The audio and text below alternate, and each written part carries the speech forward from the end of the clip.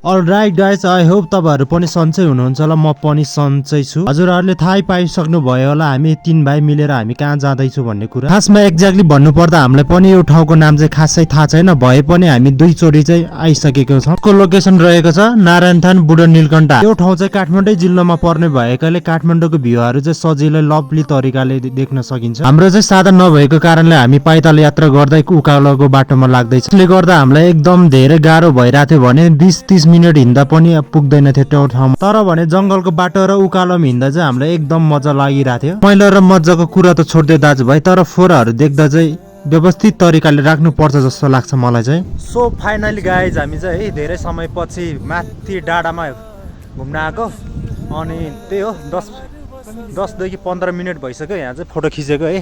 तर अहिलेसम्म photo shoot भइरहेछ। त्यही नै हो, के भन्छ यो माथि नारायणथान भन्दा माथि हाइटमा रहेछ गुम्बा, त्यही गुम्बा हेर्न आएको है। हामी चाहिँ बाटोमा बसिरहेछौँ। त्यसपछि केटाहरूले फोटो मात्रै खिचेर हुँदैन, हाम्रो यात्रा त अझै टाढा छ भनेर त्यहाँबाट हामी चल्दिए। उकालोमा जसो तसो हिँडेर त आए, तर हामीलाई ओभर तीर्ख लागिरहेथ्यो। त्यहाँ पुग्ने बित्तिकै सानो हामीले कटेज देखिन्छ। त्यहाँ कटेजमा चाहिँ दिदीले आफ्नो सामानहरू पानी जुस चाउचाउ इत्यादि राख्नु भएको रहेछ। त्यसपछि एउटा पानी खाएर हामी चल्दिए आफ्नै गन्तव्यतिर।